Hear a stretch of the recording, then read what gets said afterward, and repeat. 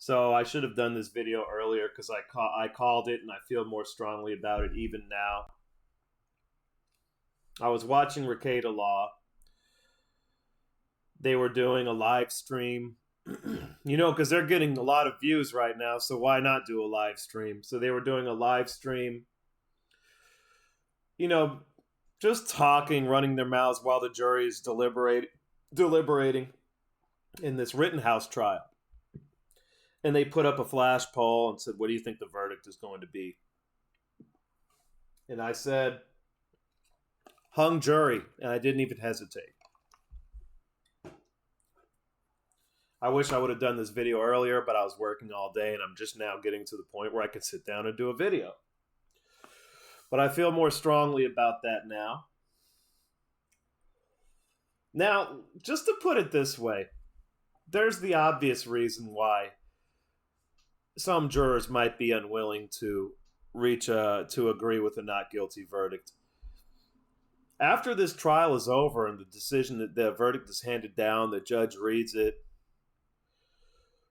Sure, those people have their anonymity right now, and it's being protected, and it seems that it's being protected pretty well.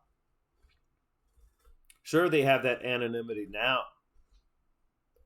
They will not have it once that verdict comes down, especially if it's not guilty. They will be doxxed. They will be harassed by quasi-government actors that disguise themselves as activists. They will not be protected by the government because the government is aspects of the government, sections of the government, or factions of the government in the state of Wisconsin and in the feds are actually sympathetic to those activists who are going to harass those people. And they're going to err on the side of protecting the activists and not the people who are being harassed. And there's people on the jury, there has to be a few. I'm sure all of them know this. Some of them are good people that want to do the right thing, and they are part of the dwindling class of Americans who are still rugged, self-reliant, and freedom-loving Americans. But there's definitely got to be a few on there that are thinking, I don't know if I want to put a not guilty verdict out in a case this public. There will be consequences, and they know it. So that's one reason why it's going to be a hung jury. And there, out of the 12 jurors, you're going to have a hard time convincing me that one of those jurors isn't thinking that right now as they're heading home or as they're already home. You're going to have a hard time convincing me of that. But then we have the next issue. There's the juror who is, a typical partisan news-watching, cable news-watching, Democrat voting sort of person. Or maybe even not that. Maybe, let's just say there's that person who wants to capitalize on being the juror who railroads the not guilty verdict. You have, for example, which one? No, not this one. We'll get to that. We'll get back to that. This goes to my other argument here, that more conspiratorial argument. But the first, remember, we have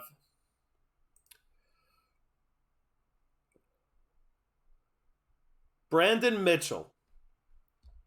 So Brandon Mitchell, I'm not saying he was. So we have Brandon Mitchell here. Brandon Mitchell was an activist from the city of Minneapolis who participated in a BLM event, probably more than one.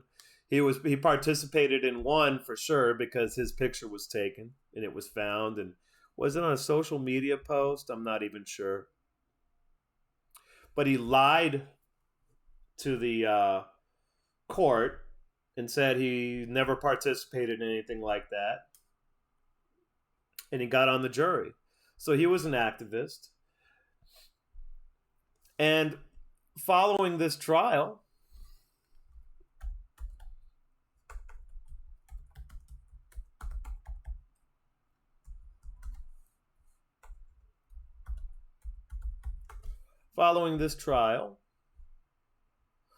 look at this.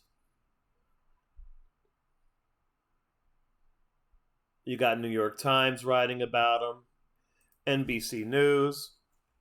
Oh, it's an interview. He got an interview with NBC News.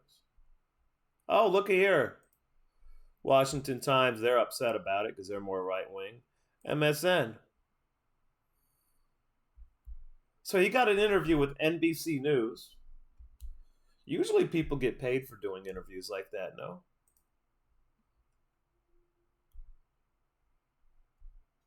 Huffington Post wrote about him.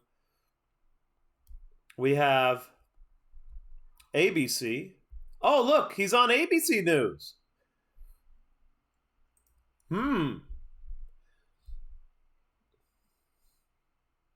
He was on. See if he's on any other major ones. Those were two separate interviews. One from NBC News. He's doing a video conference here. And one on, was it even Good Morning America? It looked like it was Good Morning America. One on ABC News. So after the trial, this guy made the rounds. People get paid to do these major television interviews. It's they don't do it for free. Interesting. So maybe someone on the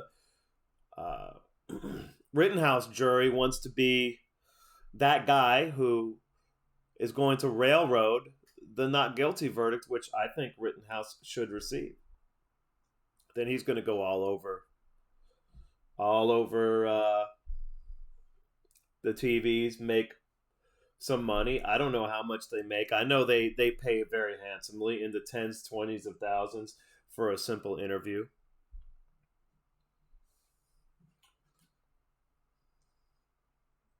Hold on a second. I'm getting a text.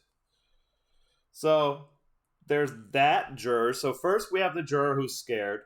Now we have the juror who wants to capitalize on publicity. Okay.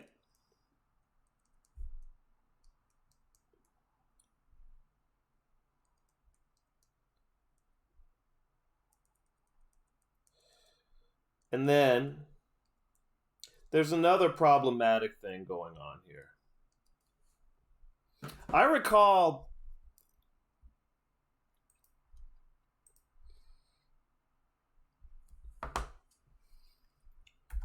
do I still have it up? I think I may still have it up, or did I minimize it? I recall this situation. Yeah, this is an interesting one.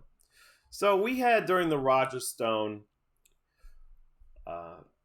trial, a federal trial in the District of D.C., a city of 500,000 people. You had a political activist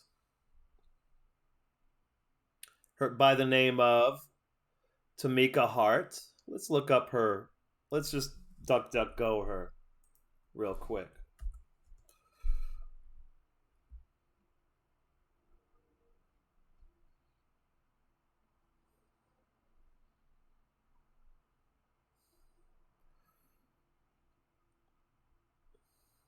Tamika Hart was politically active. She had a lot of social media posts, a big time anti-Trumper, and she ended up on the jury in the Roger Stone trial. And not only that, she ended up as the foreperson. Now I understand this is DC. You're going to have a lot of people like that in Washington D.C. African American people, mostly, who are Democrats, who watch fucking cable TV and eat all the garbage they get fed by the cable TV. You're going to have a lot of these sorts of people. But what are the chances that someone so politically active as Tamika Hart ends up as the not only on the jury, but as the foreperson. And she, of course,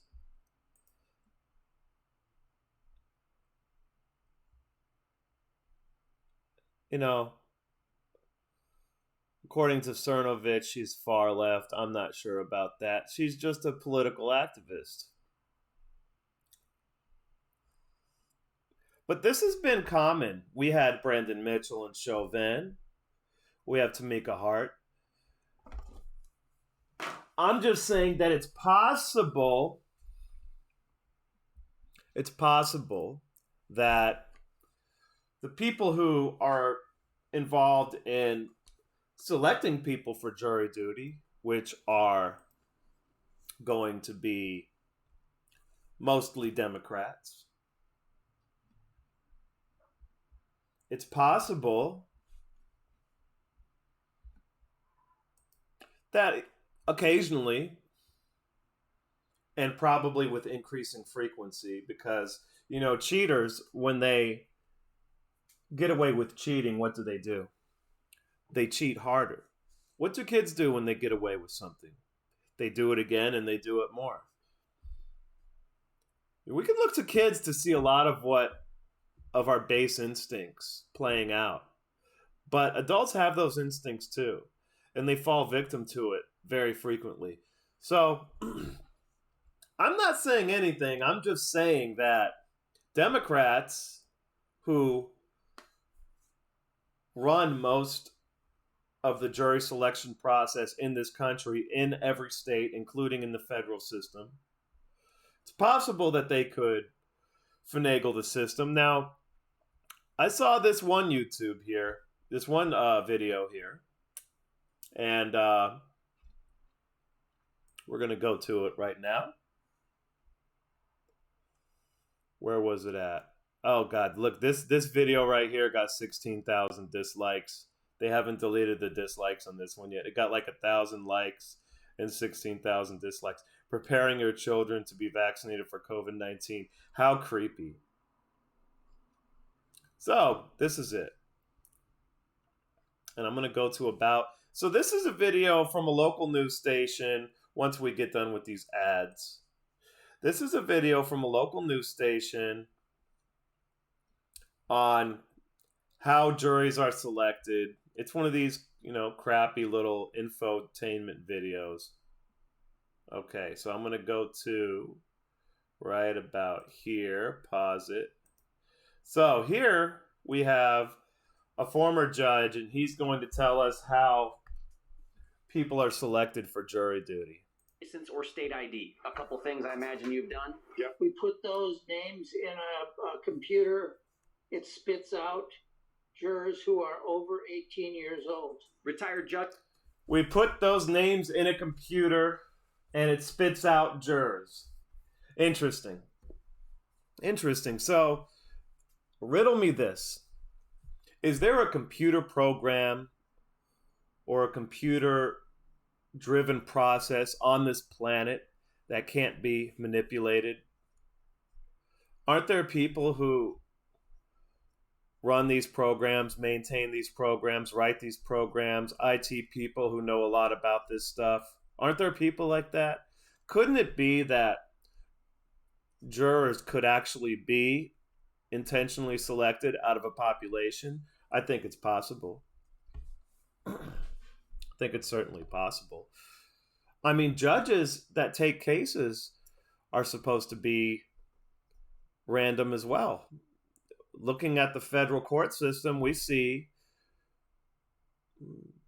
dubious situations all the time where cases are taken up by judges that are obviously politically driven, and where the judges that are not so politically driven, or perhaps politically driven the other way, do not get those cases. Look at most of the Trump-era Russiagate cases, the Manafort case, the Roger Jones case. So there's a judge in Washington, D.C.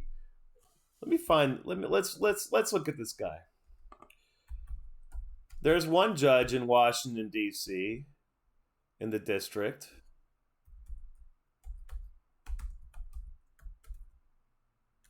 Let's see if I could find him. Royce Lamberth,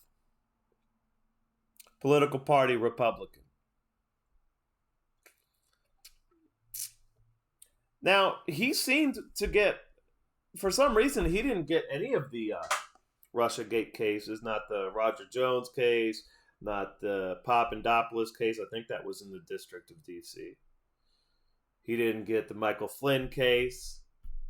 Did he get the Michael Flynn case? Who was the judge for the Michael Flynn case? Let's look that up.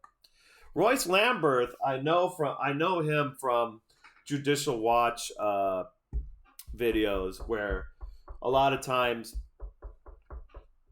he did a lot with Judicial Watch cases and seemed to be at least fair to the FOIA requests and all the Judicial Watch cases.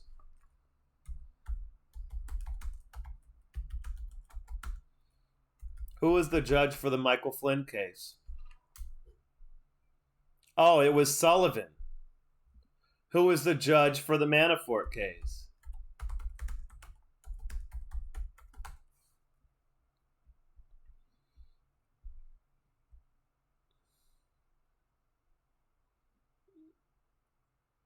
The first one. I wonder who that was. The federal judge presiding over Paul Manafort case. Was it Lamberth?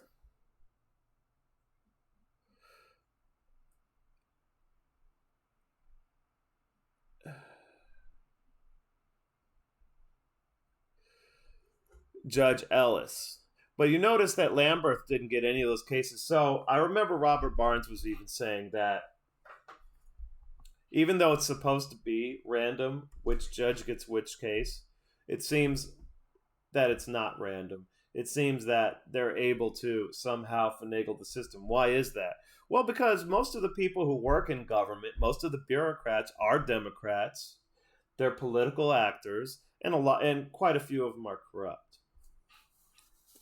So, my third reason, the first reason was people are scared after the trial is over. They're going to be outed. They don't want to be associated with the not guilty verdict to Derek Chauvin because they will be harassed by activists. Those activists will be allowed to harass those people because the federal government is going to allow it. The state government is going to allow it because they are overwhelmingly Democrats. Second is the guy that wants to be on TV, like Brandon Mitchell. And then there is a possibility that a juror somehow makes its way onto a case with huge political implications. A political juror with a political history on social media, at least. I don't see much else about her anywhere else. I'd have to do a more deep dive. Somehow finds its way on the case, gets away with lying. So here's the thing. Brandon Mitchell lied about his political activities. Was he prosecuted? Something tells me it wouldn't be the other way around if it was a righty or any non-lefty, because I'm not a righty. I'm a libertarian. I'm an anarchist. But let's just say anyone who doesn't go along with the official sort of currents of political narratives on what we would call the neoliberal or the left side. So something tells me if was a conservative on a political case, let's say a political case implicating some, let's say one of these Russiagate cases, and it's found out that he lied to the court to get on the jury. Something tells me that person wouldn't be treated so kindly as Brandon Mitchell, who got away with lying to the court. Or Tamika Hart, who also lied. I don't know if she lied to the court in that. Let me see the Fox News article. This is another one that seems to get a lot of cases in the Russiagate era. U.S. Judge Amy Berman Jackson. She's almost as ridiculous as Sullivan. I think Ellis was more middle of the road, and then Lamberth is more of a conservative. But this young lady got all of she got the important case. Sullivan got the important case, and he made an absolute fool out of himself in the process. In Lamberth, he didn't get any of those cases. And there were more besides that. Lamberth didn't get any of them. So you're telling me that when they say something is randomly selected in the judicial system, take that with a grain of salt, including jury pools. But I'm saying it doesn't need to even go that far. That doesn't even need to be the case. We have two very plausible explanations of why people are going to hold out and not go along with a not guilty verdict. Either they're scared, which they have reason to be, because they will be harassed. And a lot of people, it's not like it'll be the end of the world for them, but most Americans, not most, a lot of Americans these days are weaklings, and they're scared. And I'm sure maybe even the majority of the jurors on that case might be strong people who say, fuck those people, let them harass me, I don't give a fuck, all this, all that, all the other. But there are a lot of weak people in this country. And you're going to tell me that there's very few people as in this country as strong as there goes Glenn Greenwald. There's very few people in this country as strong as this motherfucker. Okay, that's a real man. What we have in America is not nothing close to that man. So, in closing, final prediction. Hung jury, which just means that most likely there'll be another case a year from now or so. And by that time, the drooling idiot American will have forgotten about this because the media will have waved another shiny object in their face for them to drool over. And then give it 6 months, a year, the American civilian idiot, which is what most of them are, won't remember this, won't care. By then, most Americans are going to be 20 to 30% poorer, in my opinion, with inflation. Things are going to start really lighting up next year. You wait and see, but that's besides the point. So that's my Kyle Ritterhouse prediction for the record, so I can say I told you so. I'm out.